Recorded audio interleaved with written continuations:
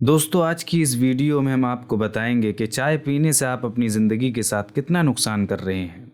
तो आइए दोस्तों जान लेते हैं कि चाय से होने वाले नुकसान के बारे में।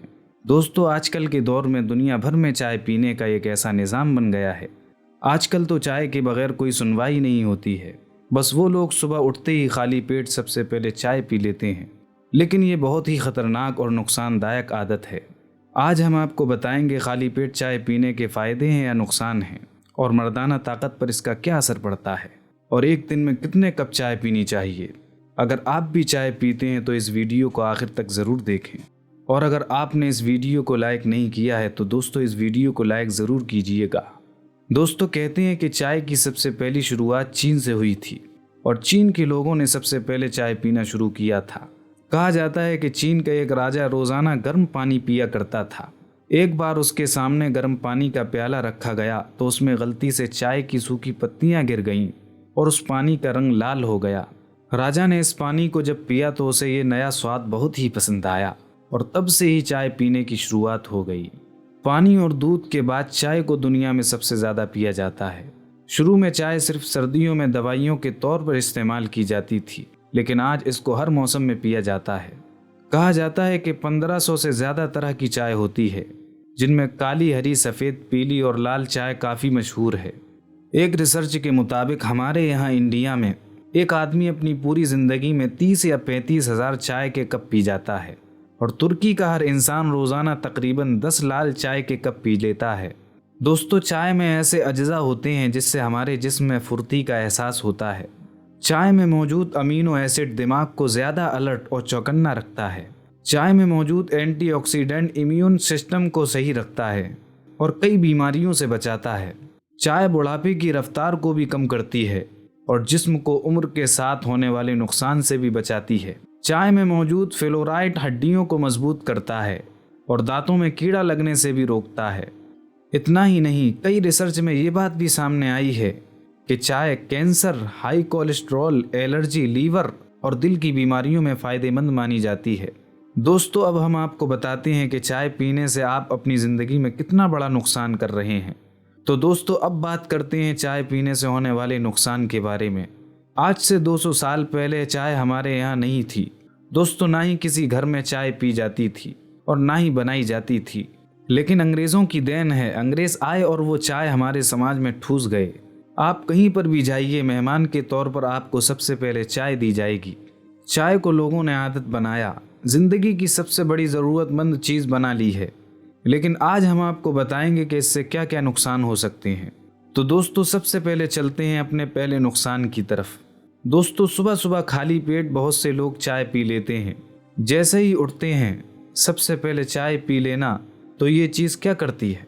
खाली पेट चाय पीने से एसिडिटी बढ़ जाती है, और साथ ही साथ जो गैस्ट्रिक जूसेस जो पेट से निकलती है, जो आपकी पाचन क्रिया में मदद होते हैं, उन गैस्ट्रिक जूसेस के क्रिएशन को, यानी उनके निकलने के प्रोसेस को ये चाय बंद कर देती है। जाहिर सी बात है, गैस बनने लगेगी, आपका पाचन तंत्र ठीक से काम नहीं करेगा। तो सबसे पहला नुकसान आपको ये मालूम हुआ कि आप कब्ज़ के शिकार हो जाएंगे, और सारी बीमारियों की जड़ ये कब्ज़ ही है।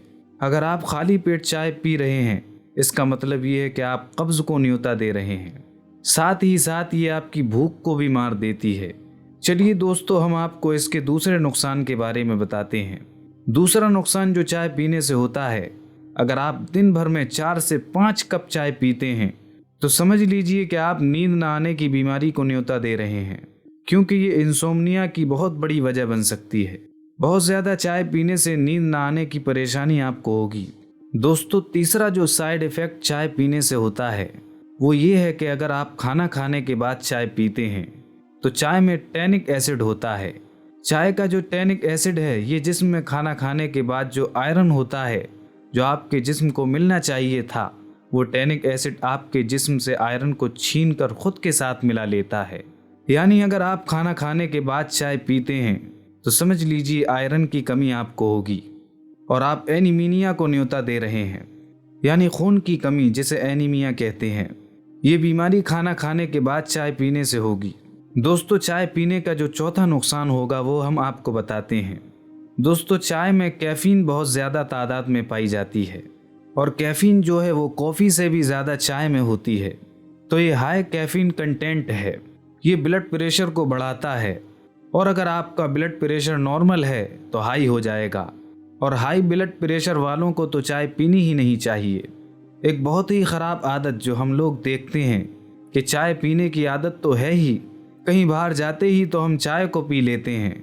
लेकिन बाहर जो चाय होटल में बनती है, आपने उस पर अगर ध्यान दिया, वो लोग पुरानी चाय की पत्ती को फेंकते नहीं हैं, जो बर्तन के अंदर ही लगी रहती है, बार बार उसी के अंदर चाय बनती रहती है। तो इस तरह से जो पुरानी वाली चाय की पत्ती उस बर्तन में होती है वो जहरीली बन जाती है, जो बहुत ही हानिकारक हो जाती है। और हमेशा अगर घर में भी चाय बनानी हो तो हमेशा इस बात को अपने ध्यान में रखें कि पुरानी चाय की पत्ती को पहले फेंक दें। अगर आपको दोबारा चाय बनानी हो तो आप नई पत्ती इस्तेमाल करें। दोस्तों, अक्सर हम दूध वाली चाय पीते हैं और उसमें शक्कर भी अच्छी तरह से डाली जाती है। तो आम तौर पर एक कप उसके अंदर करीब करीब 40 से 50 कैलोरी आप अपने अंदर ले रहे हैं। अगर देखा जाए तो एक आदमी अगर दिन भर में 4 या 5 कप चाय पीता है तो लगभग 200 कैलोरी अपने अंदर ले रहा है। तो पहला काम ये करेगा कि ये आपके मोटापे को बढ़ाएगा और आपको तो ये पता भी नहीं चलेगा और आप खुद बोलेंगे कि मैं तो मीठी चीज़ें बिल्कुल नहीं खाता हूँ, ज़्यादा खाना भी नहीं खाता हूँ, तो मेरा वज़न क्यों बढ़ रहा है। लेकिन याद रहे, आप चाय के बहाने ही अपने जिस्म में 200 से 300 कैलोरी अपने अंदर ले रहे हो। तो दोस्तों, हो सके तो चाय को पीना छोड़ दें और अगर इतना ही ज़रूरी है तो दिन भर में एक ही चाय पिएं, लेकिन सुबह खाली पेट ना हो। अगर आप सुबह उठते हैं तो आप उठते ही कम से कम 2 गिलास पानी पी लें और 2 गिलास पानी पी लेने के बाद 15-20 मिनट के बाद आप हल्का कुछ खा लें, उसके बाद में आप चाय पी सकते हैं। उम्मीद करते हैं कि आपको हमारी ये वीडियो पसंद आई होगी। वीडियो पसंद आने की सूरत में वीडियो को लाइक करें और चैनल को सब्सक्राइब करें। मिलते हैं आपसे फिर किसी ऐसी ही अगली वीडियो में। अस्सलामु अलैकुम वरहमतुल्लाह।